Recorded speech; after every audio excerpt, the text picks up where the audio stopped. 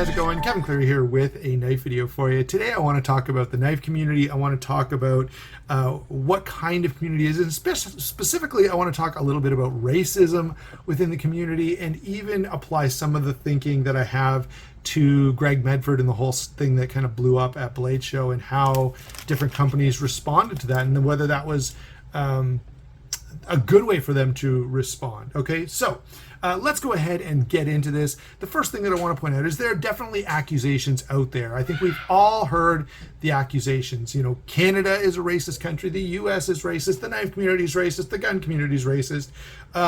Everyone is racist. In fact, we have unconscious bias training in many organizations now, because even if you don't know it, in fact, you might even be a particular race. Maybe you're black or you're Asian or you're Native American or whatever else you may be. You might still be racist. You may have bought into the hegemonic, oppressive power structure that exists to keep the minorities down. Okay, so let's go ahead and get into this. First thing that I want to do is point out that before we can talk about this in any meaningful way, we've got to define a little bit of what's going on in culture right now. What is it that is driving, cancel culture and the Me Too movement and Believe All Women and Black Lives Matter, and where are the accusations coming from that white Christian heterosexual males are the problem with they're the enemy that everyone has to be after, what is the impetus for all this? What's informing this thought process, and what's informing it is something called critical theory. Some have called it, Jordan Peterson's fond of calling it cultural Marxism, which kind of makes sense given what is happening. Some people have called it, applied theory or applied postmodernism. Number of different ways. I think Neil Shenvi has done the best job of identifying sort of the key tenets of the current way of thinking about the world sociologically. I guess the popular way of thinking about the world sociologically. And he calls what's going on right now, the kind of dominant way of thinking, contemporary critical theory. All right. Now I say the dominant way of thinking, and that's a limited application of dominant. So in a school setting, elementary and university schools, this is the dominant way of thinking. In HR departments, this is the dominant way of thinking, and in certain corporate circles, this is the dominant way of thinking. And certainly academic circles, this is a pretty dominant way of thinking. So what is this way of thinking? What is contemporary critical theory? Well, it's a way of looking at society that involves four main tenets, okay? Four main tenets. The first one is the social binary. This comes from Karl Marx and others, by the way. Marx and Engels, they were not unique in their view of society at the time. They did articulate and certainly have become the most dominant voice that described society in terms of economics. And you'll know that Marx said there's the bourgeoisie and there's the proletariat. The bourgeoisie is the capital, the capitalists, and that by that he meant those who have capital, those who can invest in things, and then the working class, the proletariat, those who have to go to work and make a living. So he made it about economics, okay, that the bourgeoisie oppresses the proletariat, the working class. Passed beyond him those who were socialists, but wanted to take his theory further, said no, like Marx had this, it was sort of on the right track, but really this is a social theory, right? It's not about money, it's about sociology, it's about classes of people, and what we have in the world are different classes of people competing against one another for dominance. All right, this would be called critical theory with one other element. Add one other element is, first we have these two groups of competing people, the oppressive class and the oppressed class down here, right, being oppressed. Well, in addition to that, we had one more element. What can we do to get this class to rebel and kick the oppressive class out of their place and take over? All right, how do we do that? And so that thinking, okay, that first has this binary premise that there's oppressor and oppressed, and then how do we get this guy up here, this group up here? That whole way of looking at society is called critical theory. All right, and so the first step in it is the social binary, that there's oppressor and oppressed. The second part of it is the oppressive hegemony. So that is these people up here, they use not force, right? We think of oppression in terms of being enslaved, or we think of some kind of threat of violence. They're like, no, there's no threat of violence. There's just the way, the enforced way that society thinks, right? That's how the oppressive class keeps the oppressed in their place, by teaching them to think about things and to view the world in a particular way. All right. Now, what are those problematic thoughts that keep the oppressors down? Well, recently someone said the quiet part loud, okay, and they talked about some of the things that are involved in this oppressive hegemony, this set of ideas that keeps the oppressed class on the bottom and continues to allow the oppressive class to keep its place. Things like a belief in hard work and honesty and the nuclear family, things like reason and logic and science. All of these are said to be part of the oppressive hegemony. Okay, this is the set of ideas, the set of cultural norms that allow the oppressor to stay in their higher status role. All right, so we've got the social binary, these two classes. We've got the oppressive hegemony, that is, there's a group of ideas that the oppressive class used to keep the little guy down. Next, we have standpoint theory. Standpoint theory says that your access to the truth, the only ones who can really understand how society works and what's going on, are those in the lower class, the oppressed class. And so we have to believe all women, right, because they have unique access to truth as the one who's oppressed. We have to listen to certain voices. Maybe, recently, in the last couple of weeks, I've heard it called, I've heard listen to Black voices, listen to LGBTQ plus voices, listen to Native American voices, a number, whatever oppressed class you can kind of identify, their voice, their word has more weight, has more authority than anybody else's, and they have unique access to truth. Okay, and this is a little bit different. Like you and I may have different experiences and therefore understand the world a little bit differently. But if you tell me about your experiences and I tell you about my experiences, we can gain now a shared way of looking at the world. We can appreciate the lessons learned by one another. But standpoint theory says, no, you can't. Only someone who's been in this oppressed situation can understand. And then finally, the last tenet is social justice.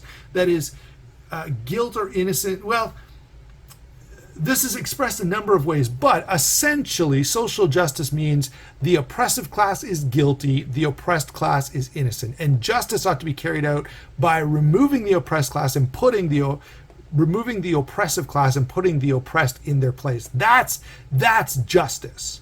Okay? Now, there are a number of problems with this right from the very start. Okay? Karl Marx was wrong about economics, and those who've taken his theory and applied it to sociology, they're wrong as well. You really can't break down society into the oppressor and the oppressed. It doesn't work that way, right? We have to look at people, number one, as individuals, and we have to look at situations with much more nuance than this particular view would lend itself to. Furthermore, the set of ideas that are considered the hegemony, they're ideas about how the world actually works. Okay, if you abandon critical theory and its understanding of truth, and you go, actually, truth is that which corresponds to reality, you'll find that things like hard work and reason and scientific investigation, those are things that help us get through the world and are necessary, right? You can't conflate that with some kind of oppressor conspiracy to keep the lower classes down. It's just nonsense. And of course, justice has to do with actual guilt or innocence. If you've done something wrong, you're guilty. And if you haven't done something wrong, you're innocent. This is completely the group that you happen to belong to, whether you're, black, white, purple, whatever, I don't care. You are guilty or innocent based on your own actions, not based on the group that you belong to. That just is not workable. Now, one of the things that's happening in society where critical theory has become the dominant way of thinking is words get redefined. So one of them is, so we talked about this progressive hegemony, this set of ideas, okay? And we talked about this oppressor class. Well, guess what? If you are in the oppressor class, and the oppressor class, by the way, as if I need to say this, we all know the oppressor class is understood to be white, male, heterosexual, Christian. All right, if those categories apply to you, you are an oppressor. Okay, and therefore you're guilty. You're the object of, social justice is coming for you. All right. Now here's the problem. Not only if you meet those qualifications, right, of being white, male, Christian, heterosexual, but if you if you buy into the main ideas of society, so, you could be an Asian person who believes in getting a good education and going to work and doing a good job. And if you believe that, right, and you married a girl and you're having a family, well, if that's you, you're also part of the problem. You're part of the hegemony, right? If you are, I don't know, a black guy or a Native American person or a Native American woman even who falls into that same sort of nuclear family, get a job, go to work, be responsible type of thinking, you're also part of the problem. Now, what this means is, if you're part of that group, whether or not regardless of what you think about other races, you are racist, right? Because you're part of the oppressor group, you're racist. It doesn't matter what you individually think, right? Now I hope you can kind of start to see why I said before we can deal with, racism or anything like that, we've got to deal with some background stuff. All right. Now, if we're talking about critical race theory, then white is the term used to describe those who are part of the hegemony, the oppressive hegemony. If you're a feminist, then the patriarchy is how you describe those who are part of the oppressive hegemony. If you're involved, if you're LGBTQ, or if you're, a queer theorist, then it's heteronormativity that describes the oppressive hegemony. All right. Now, by that definition, everyone who is in the oppressor group, okay, is racist.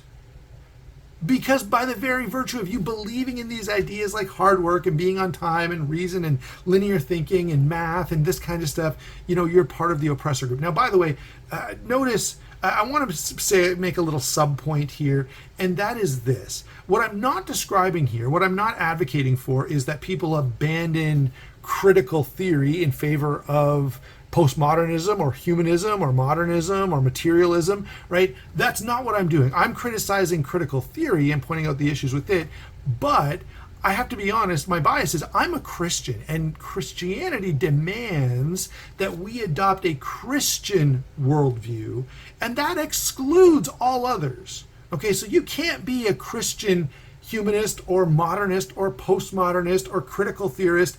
Those theories, even if you like some of the ideas from them, you're all good ideas have to be measured in the balance of Scripture.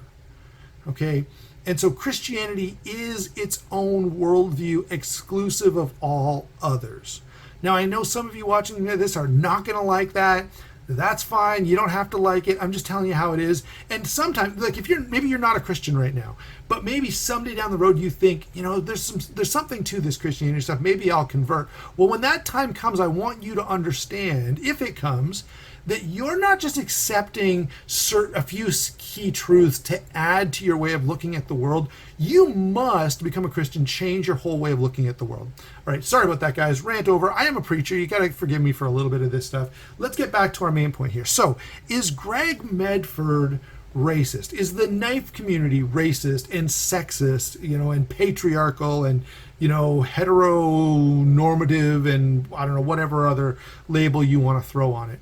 From the standpoint of critical theory, probably yes. Okay. However, I don't right? I don't think there's a single redeeming characteristic of critical theory. Right? All of those points I just shared with you, I disagree with every single one of them, and I think they have done nothing but hurt society in general. Right? It is not helpful at all. So in the real world, where people are not insane, the knife community is not racist. I've been in the knife community for years. I have never met anyone who dislikes anyone else on the basis of their race or their gender or their sexual orientation or any other thing about them, even, what social class they fall into. And social class, by the way, is a pretty common, right? This is a way that we still see a level of discrimination in our society today because, we as humans, we recognize and want to climb dominance hierarchies, and people who are more wealthy tend to look down on those who are less wealthy. But you know what? In the knife community, I've noticed even a refreshing lack of that kind of thinking and behavior. Right? I've seen people, who have multi-$1,000 customs look at someone who shared their newest Rat Model 1 and go, that's a great knife. I'm so glad you like it. Right? They don't care how much it costs or how much this person makes or how much they can afford. There's no judgment. And I have been really, really encouraged about that by the community. Now, what about Greg Medford and the t-shirt thing? I've got to say, the t-shirt was stupid. It was in poor taste. It was hard. When Greg made this whole video explaining his position, the position that he explained was not bad, right? And so based on his explanation, I don't think Greg Medford is a racist. Like, I don't think that he believes that Asian people are inferior to other people. I don't believe he thinks any race is inferior or superior to any other race. Okay, now some of you may disagree with me and say, nope, maybe you had a secret meeting with Greg where he said, yeah, I just hate these kind of people. Okay, so you'll have more information than I do, but I have never seen him say that. All right, in his own video, he says, look, under my employment are people from every racial background. They're all my friends. I like them all. I don't really care what color their skin is or what part of the world they come from. Okay. By the way, I know that is deemed racist as well, right? Even Rex Kendi would say, no, being blind to color, that's racist. Okay, Ibram X. Kendi, whatever. Then I guess most people are racist then, and of course that's what he says. All right, but do I think the T-shirt was a really dumb idea? Yes. Okay, do I think it was in poor taste? Yes. Do I think Greg did the wrong thing by sharing and promoting that T-shirt? Yes. Do I think that Greg Medford hates Chinese people? No. Okay.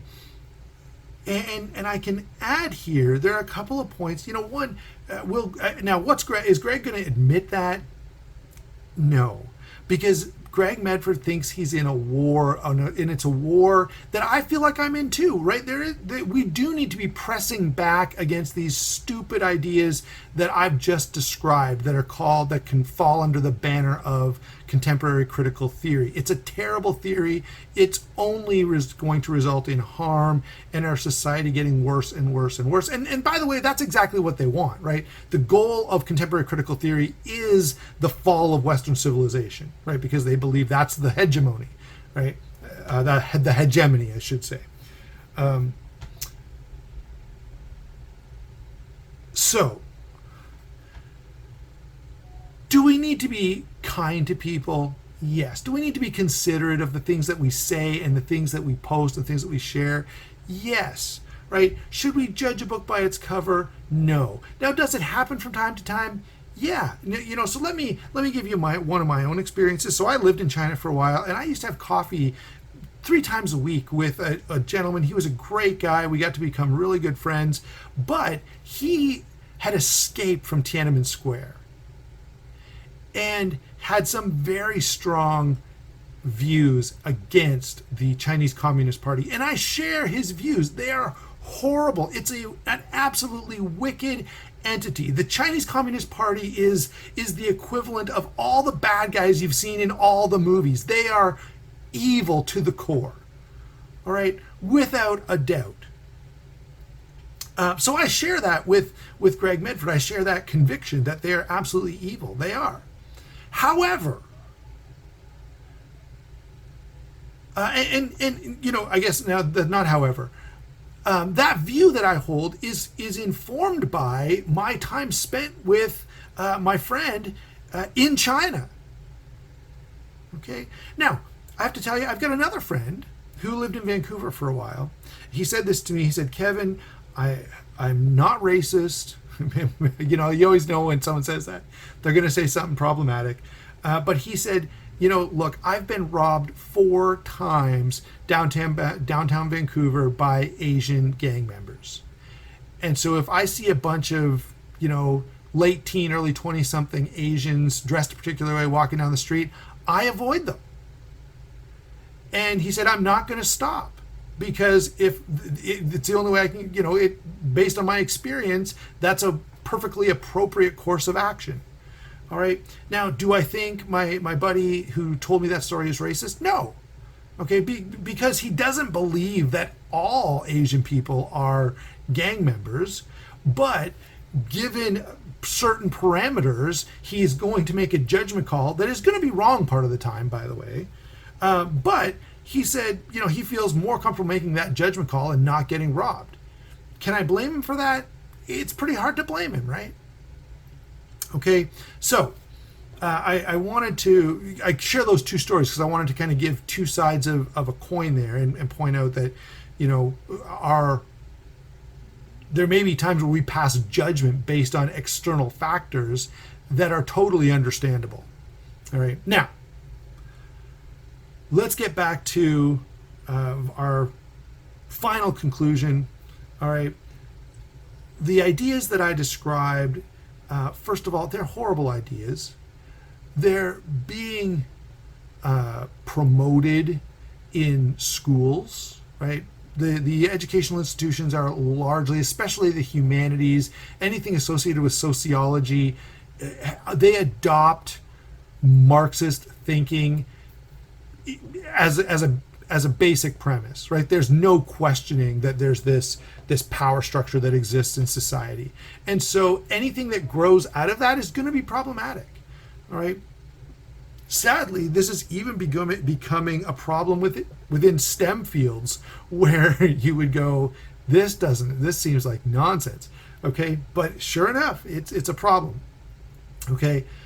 So I want to put that out there. If you're watching this and you've got kids and you've got grandkids, teach them what contemporary critical theory is. If you want to know some resources to give you a handle on how to describe this and how to push back against it, I'm happy to share those with you. In fact, you know what I'm going to do? I'm going to go in the description box of this video. I'm going to share a video from Neil Shenvi. I'm going to share a video from the Defend and Confirm podcast, The History of Critical Theory. And there's one more that I've watched recently that's quite helpful. There's an English lady who wrote a book about being woke. And I'm going to put a link to that interview as well, because those are all helpful sources on this that I think will be informative for you if you want to know more. Thanks a lot for watching, guys. I know this wasn't strictly knife content. I've got some knife content coming up. I'm going to record it as soon as I stop recording this. Again, thanks for watching. Don't forget to like and subscribe. We will talk to you soon.